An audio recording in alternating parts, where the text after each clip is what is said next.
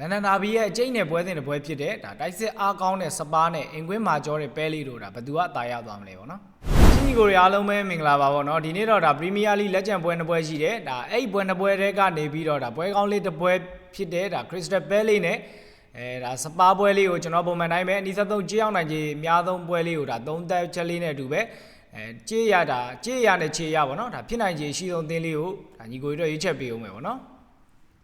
ဆိုတော့ညကဆိုရင်လည်းဒါ Telegram Channel မှာဒါ၄သင်းမောင်းလေးချပေးခဲ့တာဆိုတော့ဒါညီကိုတွေလည်း Telegram ညီကိုတွေလည်းဒါအဆင်ပြေသွားခဲ့ကြလိမ့်မယ်လို့ထင်တယ်ဒါ VIP 3သင်းကလည်းဒါစောကြီးတွေအဆင်ပြေသွားခဲ့တာမလို့ Channel ကိုမ join ရသေးတဲ့ညီကိုတွေအနေနဲ့ဒါ profile ရဲ့အောက်က link လေးကိုနှိပ်ပြီးတော့ဒါ Channel လေးကိုအရင်ဆုံးjoin ထားဖို့အရင်ဆုံးပြောချင်တယ်ပေါ့နော်ဆိုတော့ဒါဒီနေ့ပွဲလေးကိုပြောလိုက်အောင်ပေါ့နော်အရင်ဆုံးကြည့်ရအိမ်ကွင်းကနေပြီးတော့ပဲဒါပဲလေးကနေဒီ55ပြားရှုံးဂိုးပေါင်းချင်း3လုံးပေါင်း90ဆိုပြီးတော့ဒါပေါက်နေအောင်တွေ့ရတယ်ဆိုတော့လက်ရှိကြေးရတာပဲလေးကကြေးပြော့နေတယ်လို့ပြောလို့ရတယ်မနစ်ကဒါအဝေးကွင်းကနေပြီးတော့တေး90ရှုံးပေါက်ခဲ့တာကြောင့်ဒါအခုလက်ရှိအိမ်ကွင်းကနေပြီးတော့တေး90ရှုံးဆိုတာမနစ်ကတွေးဆုံမှုနဲ့ရှင်တော့ဒါပြောတဲ့ကြေးတန်းလို့ပြောလို့ရတယ်ဒါပေမဲ့အခုနှစ်ပေါက်တင်တဲ့ဒါကြေးတန်းကိုပုံမှန်တိုင်းကျွန်တော်ကဒါတွက်ပြပေးဦးမယ်ပေါ့နော်ဆိုတော့ဒီနှစ်သင်းကဒါဘူဟန်နဲ့ကန်ခဲ့ပြီးဒါဖူဟန်အိမ်ကွင်းပဲလေးအဝေးကွင်းကန်ခဲ့တဲ့ပွဲမှာဖူဟန်အိမ်ကွင်းကနေပြီးတော့တေး15ပြားရှုံးဆိုပြီးတော့ဒါပေါက်ခဲ့တာကြောင့်ဂျားကွင်းမှာဆိုရင်ပဲလေးက level 35ပြားရှုံးပြန်ပေါက်မှာဖြစ်ပြီးတော့ဒါပဲလေးအိမ်ကွင်းဆိုရင်ဒါဖူဟန်ကိုပဲလေးက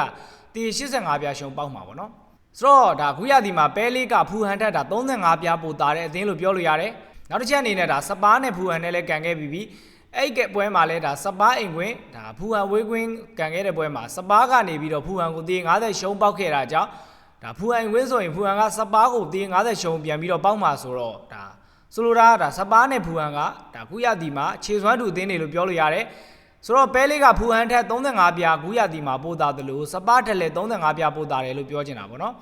ဆိုတော့အခုအိမ်ကွင်းကန်မှာကပဲလေးဖြစ်နေတဲ့အတွက်ကြောင့်ဒါပြား90ထပ်ပေါင်းရင်ခရစ္စတယ်ပဲလေးအိမ်ကွင်းမှာဒါစပါးကို35ပြားအပေါင်းဒါပြား90ပုံမှန်ကြီးတန်းကတေး85ပြားဒါပြား80ဝန်းကျင်တောင်ဒါပုံမှန်ကြီးပဲရှိသေးတာကြောင့်အခုလုံးဒါ55ပြားရှုံးဆိုတာကတော့ဒါပုံမှန်ကြီးထက်ပြော့နေတာလို့ကျွန်တော်ထင်တယ်ဆိုတော့ပဲလေးအနေနဲ့ဒါစပါးကိုကြီးရဲဒီနေ့မပေးရဘူးလို့လည်းပြောလို့ရတယ်ပေါ့နော်ဟုတ်ပြီဒါဆိုရင်ကြေးရကျွန်တော်တို့ပြောနေရဆိုတဲ့အချိန်ဒီမှာလက်ရှိကန်ခဲ့တဲ့ဒါနောက်ဆုံး5ပွဲအရာဒါခြေစွမ်းကိုကျွန်တော်တို့30ကြည့်ဖို့လိုတယ်ပဲလေးဒါနောက်ဆုံးပြိုင်ပွဲဆုံး5ပွဲမှာ Conference League ကန်ခဲ့တဲ့ Sherborne လို့အသင်းကိုပဲဒါနိုင်ထားတာတွေ့ရတဲ့အပြင်အဲ့နောက်ဆုံး5ပွဲထဲမှာ Premier League 2ပွဲပါတယ်အဲ့2ပွဲလဲဒါရှုံးခဲ့တာကိုတွေ့ရတယ်ဆိုတော့အခုနောက်ပိုင်းဒါခြေပြက်လာတာကိုတွေ့ရတယ်အဲ့ဒီအပြင်ဒါလူမစုံတာကလည်းဒါပဲလေးအတွက်အခုချိန်မှာခက်ခဲဆုံးချိန်ဖြစ်နေရလို့တော့ကျွန်တော်ထင်တယ်ကွင်းလေကအဓိကစားသမားဒါကာမာရာဒန်ယာရနေတယ်လို့အစ္စမိုင်လာဇာတယောက်ကိုလည်းအာဖရိကဖလားအတွက်ဒါလက်လွတ်ထားရတဲ့ပဲလေးကအခုပွဲစပါးကိုဒါရင်ဆိုင်မှုခက်ခဲမယ်လို့တော့ကျွန်တော်အနေနဲ့မြင်မိတယ်စပါးအနေနဲ့ကြီးမယ်ဆိုရင်လည်းဒါနောက်ဆုံးကန်ခဲ့တဲ့5ပွဲမှာ2ပွဲရှုံး2ပွဲနိုင်1ပွဲတည်ကန်ထားပေမဲ့နယူကာဆယ်လိုအိမ်ကွင်းမှာပါတယ်ဆိုတော့အသင်းကိုတည်ကန်ပြထားနိုင်တာကိုတွေ့ရတဲ့အပြင်ဒါတယောက်ရော့ကြောင့်လီဗာပူးကိုရှုံးနေခဲ့ရတဲ့စပါးကအခုနောက်ပိုင်းဒါခြေစွမ်းရပြန်လဲတည်ငြိမ်သားပြုလာပြီလို့တော့ကျွန်တော်မြင်တယ်ဆိုတော့ဒါအနီကကြောင့်အဓိကကစားသမား2ယောက်ဖြစ်တဲ့ရိုမဲရိုအပြင်ဒါဇာဗီဆိုင်မိုမှာမပါနိုင်ဘူးဆိုပေမဲ့လည်းဒါဂိုးသွင်းချေ